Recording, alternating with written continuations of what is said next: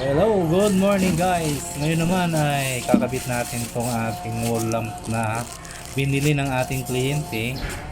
So ito yung ating ikakabit na up and down yung kanyang lead light, ano. So bali may pataas siya saka may pababa. So gagawin natin dito ay tatanggalin muna natin yung kanyang likod. Ito kasi yung magsisilbing bracket.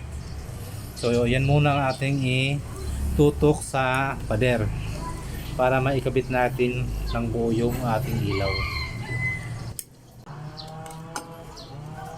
Ayan guys, natanggalan natin yung takip sa likod.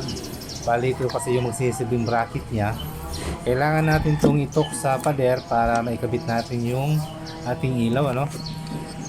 Ayan, so bali dito sinukatan ko na yung kanyang butas kung saan tayo magbabarina.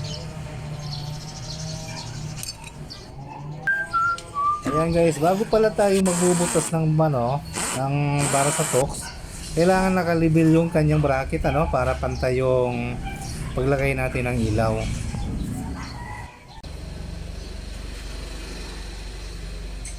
So ito naman yung ating wiring ng ating ilaw.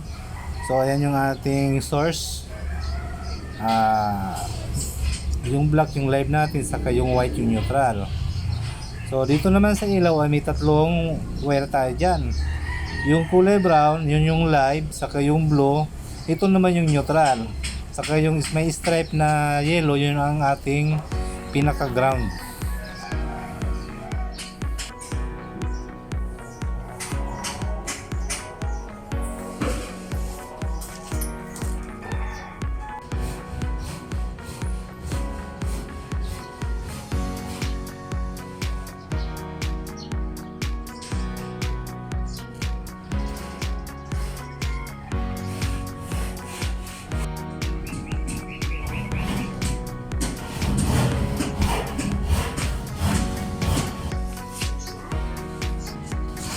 Guys, tapos na natin i-install yung ating wall outdoor light.